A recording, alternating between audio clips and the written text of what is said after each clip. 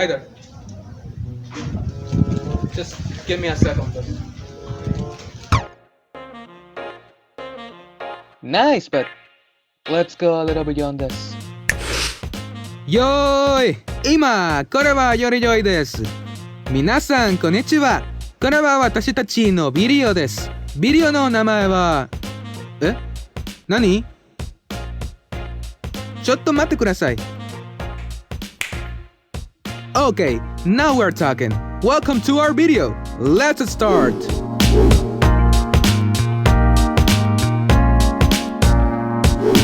As you have seen, today we are here to explain children learning a new language, the first chapter of the book, Teaching Languages to Young Learners. And to start with it, here we have Cristina to introduce the topic with taking a learning center perspective.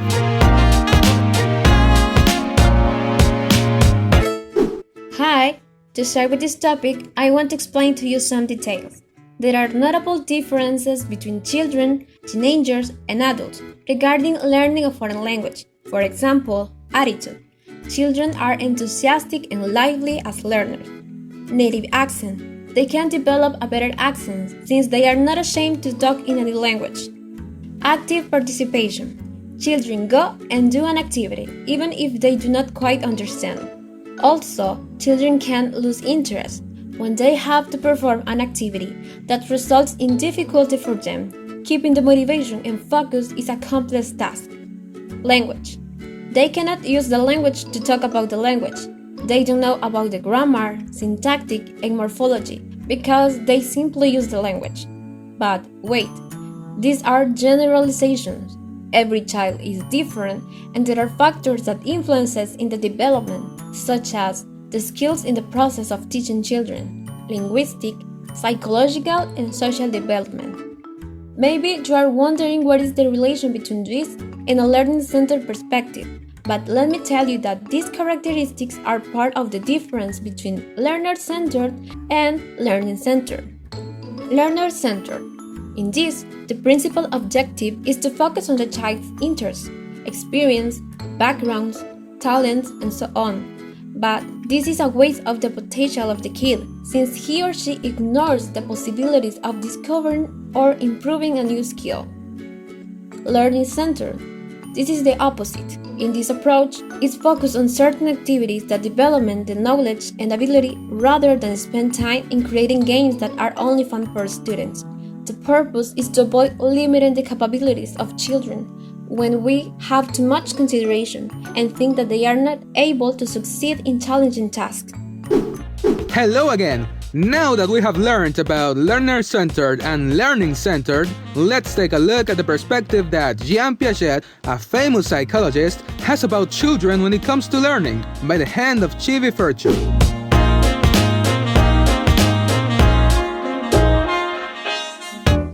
Let's talk now about Piaget. For him, the child is an active learner of everything that is around he or she. For this reason, Piaget was concerned with how children function in the world around them, and how this influences their mental development. The child interacts with the world that surrounds him, and in this way, he or she solves problems that may arise in the environment. In this way, when finding measurement, problem solving is how you get to the learning. For example, when the child finds it difficult to put food in his or her mouth, he or she will use either his hands or a spoon. In this way, the action carried out by the child is not of a natural nature or an imitation. It is actively constructed by the child. The thought is derived from the action is internalized or is carried out mentally in the imagination. In this way, the thought develops. The action is the most important role, since when acting in a situation, a goal is reached. In Piaget's psychology, there are two ways in which development can take place as a result of activity.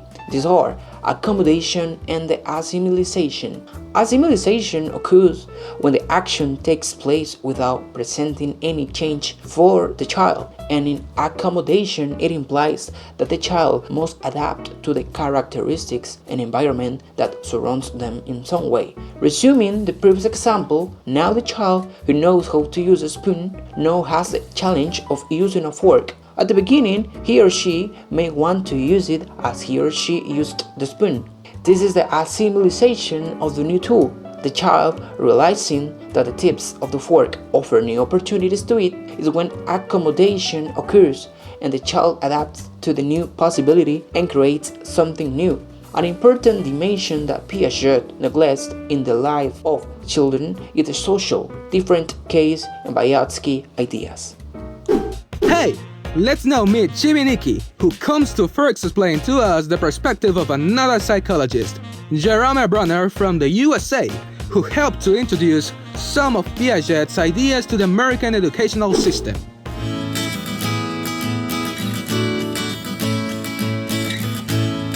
To continue with this chapter, I'm going to talk about Bruner. For Bruner, language is the most important tool for cognitive growth, and he has investigated how adults use the language to mediate the world for children and help them to solve problems. And here is when we use the scaffolding method. But first of all, let's talk about what does scaffolding mean? Scaffolding is when teachers and other adults modify their language to match the language level of students. This type of modification is called scaffolding. All students, including adults, learn better when the teacher scaffolds or adjusts his or her instruction to the level of the student. The language used is predictable within the routine, but there is a space within which the child can take over and do the language her or himself. This space for growth ideally matches the child's zone of proximal development. Furthermore, Bruner suggests that these routines and their adjustment provide an important side of language and cognitive development. Besides that, we can see how classroom routines may provide opportunities for language development. An example of this will be in classroom management, giving paper and scissors for making activities. The context and the familiarity of the event provide an opportunity for pupils to predict meaning and intention, but the routine also offers a way to add variation that involves more complex language. Routines can provide opportunities for meaningful language development because they allow the child to make sense of the new language from familiar experience and provide a space for language growth. Stop there! Do you remember Piaget's perspective? Well, now we are going to contrast it with one more psychologist. This time, from the Soviet Union, we are going to learn about the perspective of Lev Vygotsky. The difference between Vygotsky and Piaget is that Vygotsky gives more importance to language and other people in the child's world. The language is a new tool for the child. It opens up new opportunities to do things and to organize information through the use of words and symbols. For Vygotsky, development and learning have a social context. In a world where the child from birth interacts with other people, then the child is an active learner in a world full of other people, as opposed to Piaget's approach, which classifies the child as an active learner only in a world of objects. The people around the child are those who help them to do and understand much more than they can by themselves. To illustrate this point, let's take again the previous example of the baby and the spoon. It is possible that the baby can put the spoon in the food and can take a spoonful of food to the mouth. However, it may be difficult for him to fill the spoon with food. This is where the adult plays an important role in helping him by holding the hand of the baby and guiding him to fill the spoon. In this way, the adult and the baby achieve together what the baby could not by himself, and he also received a training, so the baby in the future will do it by herself or himself. The action of filling the spoon with food made by the baby reflects the baby's proximal zone of development, or CPD. This idea was used by Vygotsky to give a new meaning to intelligence. Then, instead of measuring that a child can do alone, Vygotsky suggests that intelligence is measured by what a child can do with qualified help. Interaction with an adult helps to learn to think and to think. Vygotsky sees the child first doing things in a social context with other people and the language helping in various ways. The importance of the word as a unit has been downplayed by those who have developed Vygotsky's theories, for example, Landolf. However, the words have a special meaning for children learning a new language. The new language is very used in a meaningful way by the teacher and the student, and will then be transformed and internalized to become part of the child's individual language skill of knowledge. Yo! We have already seen general and particular perspectives of how children acquire knowledge in the learning process. But now, let's see how much this can change when we talk about learning a language. And by the way, let me introduce you to Chibi-chan, who will help us with it.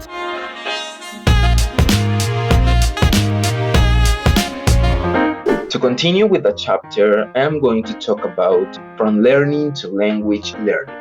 In this part of the chapter, I am going to talk about 3 points, which are first, second, and foreign languages, learning the first language, and learning the second language.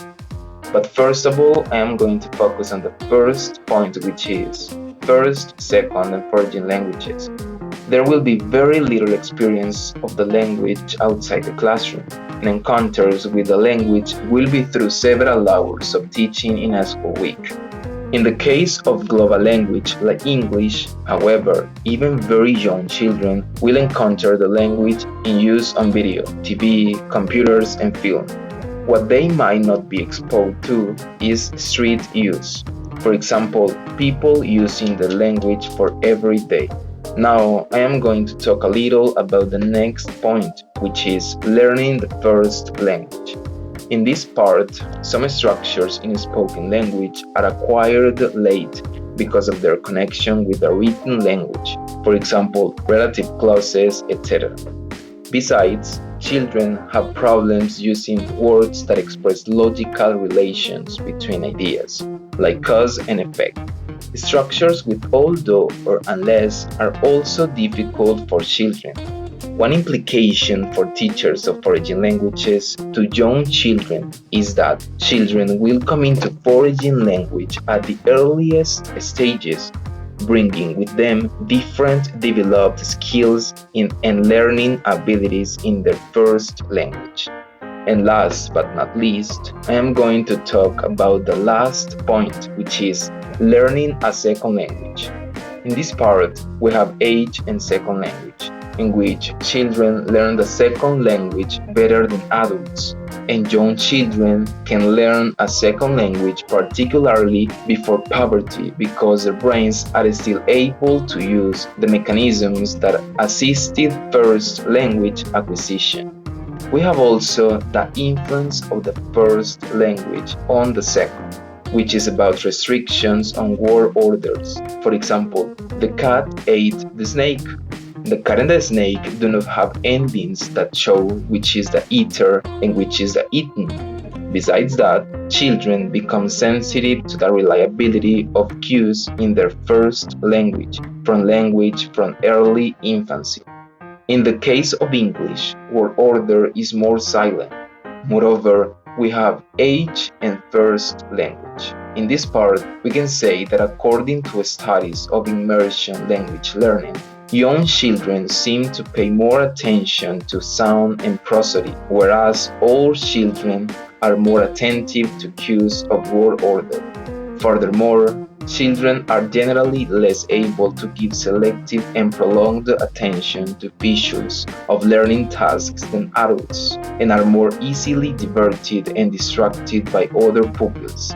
And the last part of these points, influence of teaching on second language learning, in which the range of language experiences that children get in their foreign language lessons is likely to influence how their language develops. For example, If lessons provide opportunities to participate in question and answer type talk, then they will be good at that, but not necessarily at other, more extended types of talk. Yeah! Most of us have started to learn English now that we are sort of adults. But what if we had started when we were younger? Let's try to figure it out.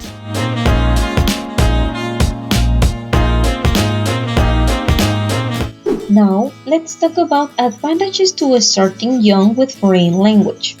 An experience in the UK found that language learning in primary schools was not as positive as expected, although in retrospect, this seems likely to be due to how it was implemented, in particular to the lack of attention that planners paid to what would happen at secondary level, when foreign language teachers were faced with mixed classes of beginners and more advanced learners. Children who have an early start develop and maintain some, but not all areas of the language skills. One of the skills that is most developed when starting to study a language at an early age is listening comprehension. Pronunciation also benefits in the longer term. It is important to say that younger children learn the grammar of the second language more slowly than older learners. Although they start early with the language learning, the process is slower. Yo! We have to understand that one thing is to speak the language, and another thing, very different by the way, is to know the rules, structures, and real nature of it. Let's see now the bigger picture.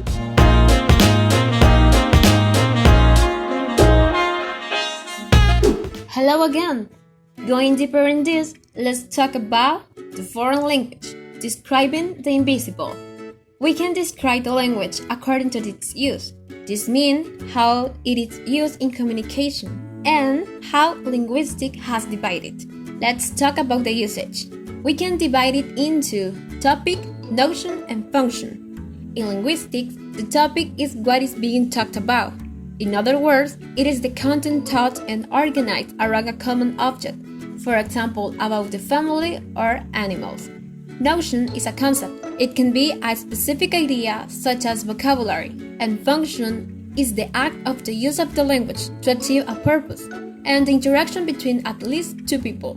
For example, if you want to offer help, you say phrases such as, "May I help you?" or "How can I help you?" Or if you want to ask for information, you say, "Could you tell me where is the library?" or "Would you mind telling me where the bus stop is?" In this, you are producing the language with a communicative purpose. According to linguistics, the language is divided into listening, writing, reading, and speaking. We must know that this improper division will not give us the results that we need, since the main source that young learners achieve a foreign language is by the spoken way. Speaking is the main medium to understand, practice, and learn a new language. A new language is introduced, practiced, itemized orally, and understood orally and orally. As you can see, oral skills are made up of more components: vocabulary, grammar, and phonology. Vocabulary is the development of words, their meanings, and links between them. Grammar is an important aspect to construct and interpret the meaning of what is saying. Also, it makes the difference between simple words and a discourse, which is a comprehensible and coherent text with a purpose to communicate. Phonology is not taught directly. As I have already told you at the beginning of this video, children can develop native-like accents. This will be in this way as long as they have a good model to follow.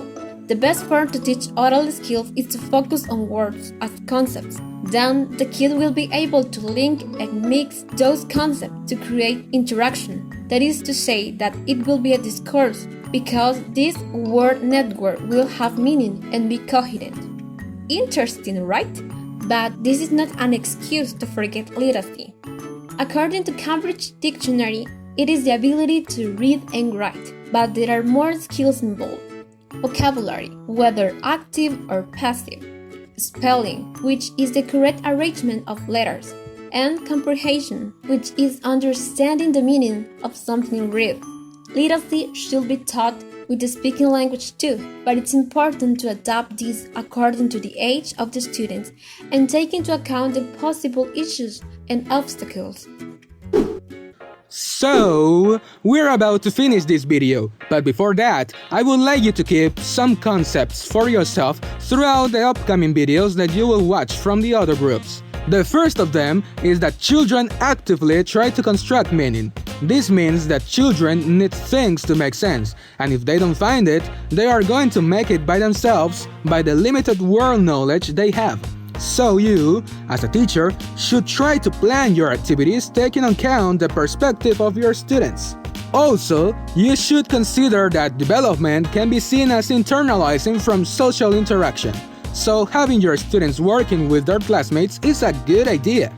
And by last, you'd better make sure that your students have a great experience while learning the foreign language. Don't define your class like a period of time when you talk and ask your students to do things, but a one-time experience that they can take with them after they leave. If what they do while trying to learn English is remarkable, how do you think their English learning will be? Yep, exactly what you're thinking. With this, we write a period in our video. And for watching it until the end, Arigatou gozaimasu. Arigatou gozaimashita. Arigato ne. Arigato. thank you so much. And that's all, folks.